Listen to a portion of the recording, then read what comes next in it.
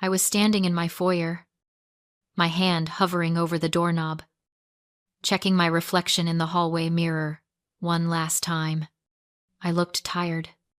Not the kind of tired that a good night's sleep fixes, but the deep, bone-weary exhaustion that comes from years of trying to keep the peace.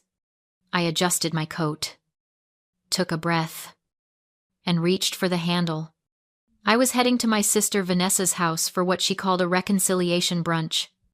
Just us sisters, she said. A fresh start. But before I could turn the lock, my phone buzzed in my pocket. I pulled it out, expecting a text from her, asking if I was on my way. Instead, the screen lit up with a message from Marcus. Our family's estate attorney.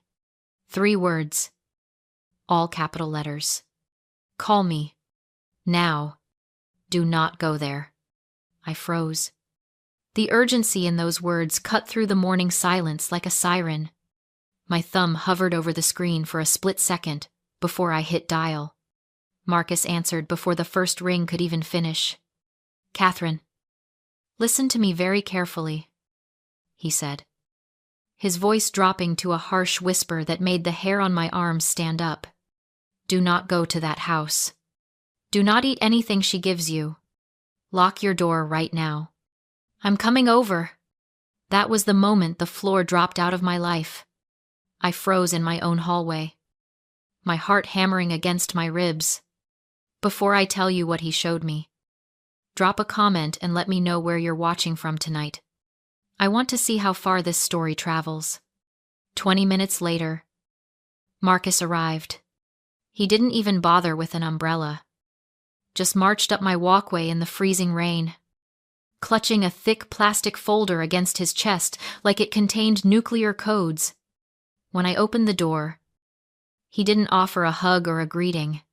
He just walked past me. I threw the wet file onto my kitchen island and turned to lock the deadbolt behind him. Sit down, Catherine, he said. His voice had the flat, professional cadence he usually reserved for reading wills. What I'm about to show you is going to hurt, but I need you to read it like an accountant, not a sister. Can you do that? I nodded, my throat too tight to speak. I pulled the chair out and sat. The folder was heavy. I flipped it open. The first page wasn't an invitation or a letter. It was a court filing, an ex parte emergency petition for conservatorship of the person and estate. My eyes scanned the legal jargon, picking out the words that mattered. Respondent Catherine Blackwood. Petitioner Vanessa and Adrian Sterling. Reason for filing acute manic psychotic break. Danger to self and assets. Immediate suspension of rights required. I felt a laugh bubble up in my chest. Sharp and hysterical. But I swallowed it down. They're saying I'm crazy, I asked. My voice deadly calm. Not just crazy, Marcus corrected, pointing to the second tab. Incapacitated. Look at the evidence. I turned the page. It was a photo of me, taken 2 months ago, looking disheveled, my eyes wide, my dress stained with what looked like blood. Underneath, the caption read, Respondent exhibiting violent, erratic behavior at parent's funeral. I stared at the photo, and suddenly, the memory snapped into focus like a balance sheet finally reconciling. The funeral. I had worn my mother's vintage white silk dress. I had been standing by the gravesite, holding it together. When Vanessa had stumbled, she had lunged forward, supposedly tripping on the grass, and emptied an entire glass of Cabernet Sauvignon down the front of me. I remembered the cold shock of the wine soaking into the silk. I remembered Vanessa screaming, not in apology, but in horror. Oh my God. Catherine, you're losing it. You can't even hold a glass. Why are you shaking? Someone help her. I hadn't been shaking. I hadn't been holding a glass. She had thrown it on me. But in that moment, with everyone turning to look, with the red stain spreading like a gunshot wound across my chest, I looked unhinged. She hadn't been clumsy. She had been staging a crime scene. She planned this. I whispered. The wine. The screaming. She was building a portfolio.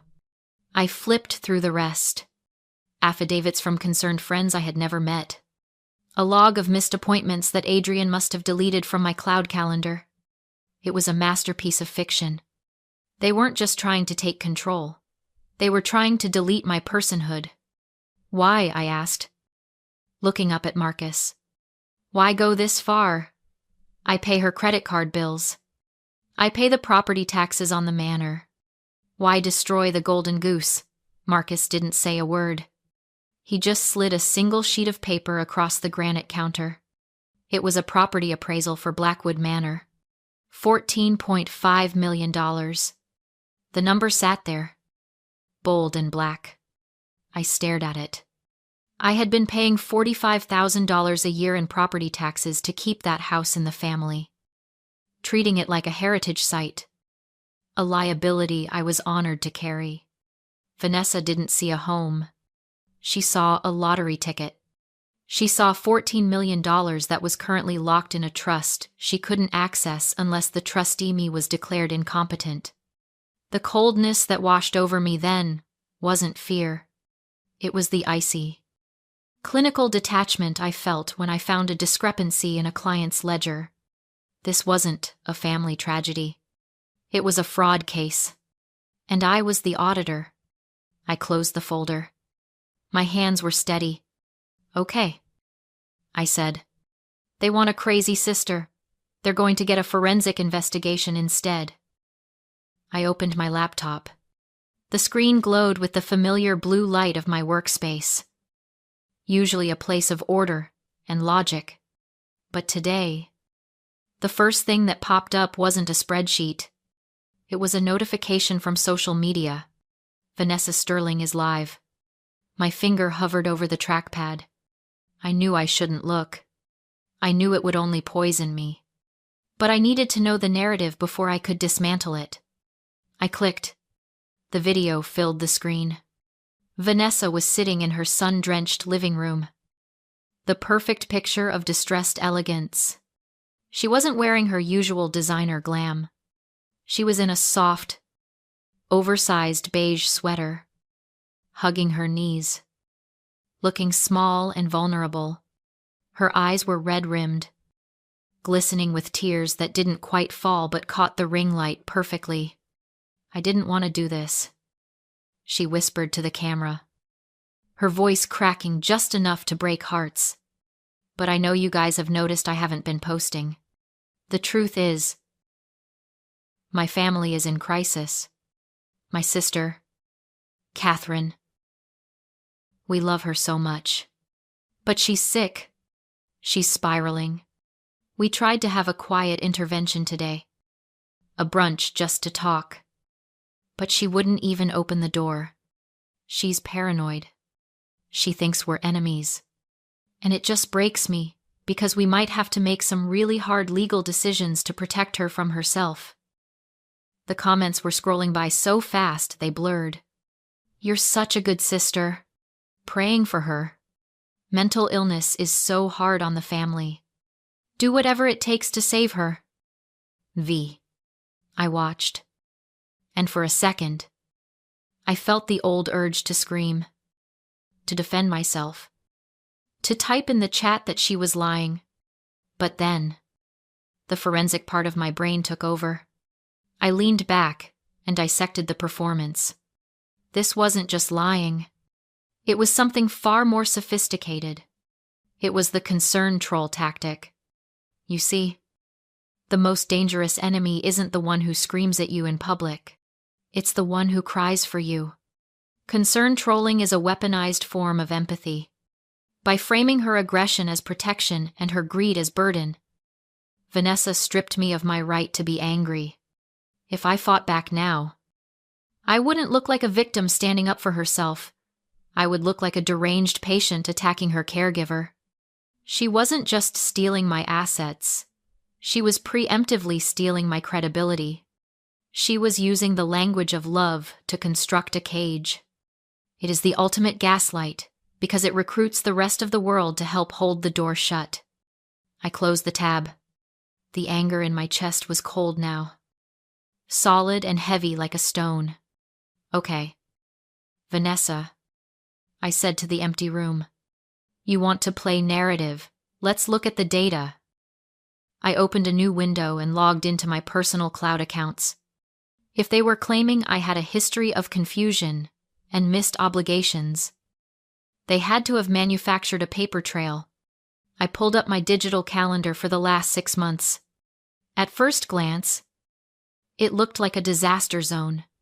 Missed dental appointments, forgotten client meetings, lunches I had supposedly scheduled, and then ghosted. I stared at the screen. I didn't remember scheduling a lunch with Adrian on a Tuesday in March.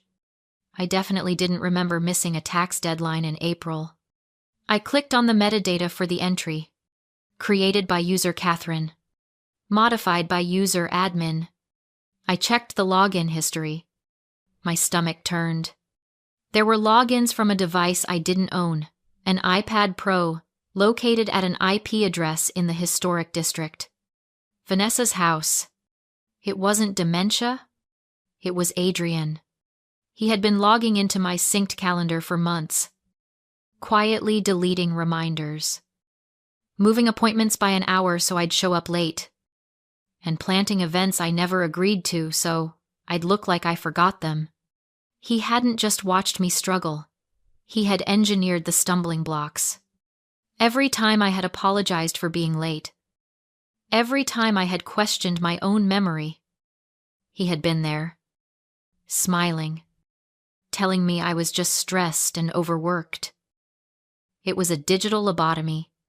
They had been hacking my reality one calendar invite at a time. I took a screenshot, then another. I wasn't just finding errors anymore. I was building a case file. They wanted to prove I had lost my mind. Instead, they had just given me the roadmap to their own destruction. By evening, the sky over the coast had turned the color of a fresh bruise. The storm we'd been warned about all week finally made landfall, lashing rain against my windows with a violence that made the glass rattle in the frames. I was sitting at my kitchen island, staring at the evidence of Adrian's digital gaslighting, when a frantic pounding on my front door cut through the noise of the wind. It wasn't the rhythmic knock of a delivery driver or the heavy fist of a process server. It was desperate, irregular. I checked the security feed on my phone. A small figure was huddled on my porch, drenched and shivering next to a bicycle that had been thrown carelessly onto the lawn. I unlocked the deadbolt and pulled the door open. Sophia stood there, water streaming off her raincoat, her helmet clutched in white-knuckled hands. She looked less like my 16-year-old niece and more like a refugee from a war zone. Her eyes were wide, rimmed with red, darting around as if she expected her parents to materialize from the shadows of the storm. "Aunt Catherine," she whispered, her teeth chattering. "They don't know I'm here. Please don't tell them I'm here." "Get inside," I said, pulling her out of the rain. I didn't ask questions yet. I got her a towel and a mug of hot tea. I watched her hands shake as she tried to lift the cup. For years, Vanessa had kept Sophia at a distance, using her as a prop for family photos, but rarely letting us bond. I looked at her now, really looked at her, and I didn't see a teenager. I saw a hostage. I had to sign it. She blurted out, the words tumbling over each other. "Mom made me. She wrote it out and told me if I didn't sign it, she'd take away my college fund. She said you were sick and we had to help you. But the words, they were lies. Aunt Catherine. They made me write that you screamed at me, that you threw things. I know you didn't. I'm sorry." She was talking about the affidavit, the witness statement claiming I was dangerous. My own sister had held her daughter's future ransom to extort a lie. Rage, hot and blinding, flared in my chest. But I pushed it down. Sophia didn't need my anger. She needed a sanctuary. I know you didn't mean it. "Sophia," I said softly, "you're safe here. I brought you something," she said. She reached into her soaked backpack and pulled out a tablet. "Dad thinks he's so smart with his passwords. But he uses the same one for everything. He left this recording on the cloud." She pressed play. Adrian's voice filled my kitchen. Tinny and cruel. "We need to push the timeline. That old witch is tougher than she looks. If the judge grants the emergency order on Tuesday, how fast can we liquidate the manor?" Then Vanessa's voice, calm and chillingly pragmatic. "I already talked to the developer. He has the cash ready. Once she's in the facility, she won't even know it's gone. We just have to make sure Sophia keeps her mouth shut. That girl is getting too soft." "If she talks," Adrian laughed, a sound that made my skin crawl, "we'll just say she's crazy like her aunt. It runs in the family." Right. The recording ended. The silence in the kitchen was heavier than the storm outside. I looked at Sophia. She was staring at her lap, shame burning her cheeks. And in that moment, the entire geometry of the war changed. Up until now, I had been fighting to save my assets, my home, my reputation. I had been fighting for survival. But looking at this terrified girl who had braved a hurricane to bring me the truth, I realized I was fighting for something much more fragile. This is the shield of innocence. It's the moment you realize that the narcissist isn't just hurting you. They are grooming the next generation to be either victims or accomplices. Vanessa wasn't just stealing a house. She was stealing Sophia's moral compass. She was teaching her daughter that love is transactional and that truth is whatever you can pay someone to believe. If I lost this battle, Sophia would be trapped in that house with them, watching them celebrate their victory, learning that cruelty wins. I couldn't let that be her lesson. I wasn't just her aunt anymore.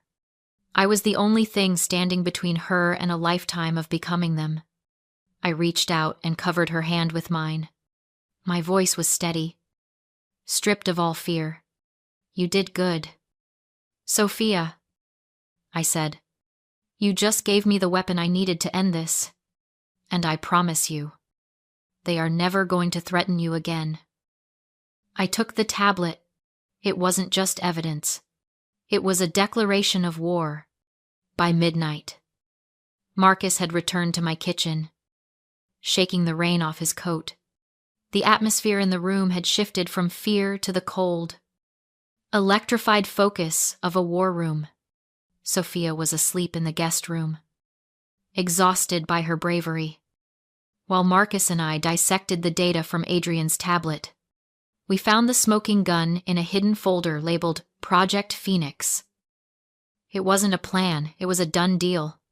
Vanessa and Adrian hadn't just talked about selling Blackwood Manor. They had already taken the money. On the screen was a signed pre-construction agreement with a developer notorious for skirting zoning laws, complete with a non-refundable $500, 000 wire deposit. The contract demanded demolition within 48 hours of title transfer, with triple damage penalties if access wasn't delivered. That was why they were rushing. They'd already spent the money likely to settle Adrian's debts, and now they were trapped. Marcus wanted to expose the fraud in court, but I refused. Court would take months. I didn't want to beat Vanessa. I wanted to finish her. So I gave her exactly what she wanted. Buried in my parents' records was a federal conservation easement signed decades ago. In exchange for tax relief, the manor was permanently protected, no demolition, no subdivision, no commercial use ever. Violation meant federal seizure. Vanessa had sold a property she legally could not deliver. At the hearing, I played the role she'd written for me: fragile, defeated, compliant. I agreed to a temporary conservatorship over the estate only, and handed her full control of Blackwood Manor. She left the courthouse triumphant, already calling the demolition crew. The bulldozers arrived on schedule. So did the federal agents, as Vanessa live-streamed her fake grief, celebrating the sale of the estate. The FBI and the Historical Preservation Trust shut the site down. The easement was enforced. The developer realized he'd been lied to. Arrests followed for wire fraud, conspiracy, and attempted destruction of protected heritage property. The fallout was swift and total. Lawsuits, bankruptcy, prison time. Vanessa lost everything. Weeks later, she came begging at my gate. I didn't let her in. A year ago, I would have saved her. Now I understood the difference between currency and legacy. Currency is loud and burns fast. Legacy is quiet and enduring. You don't own it, you protect it. Sophia and I stood on the restored porch of Blackwood Manor. The danger gone. The future intact. Sometimes the smartest way to win isn't to fight. It's to let your enemy step on their own land, mine.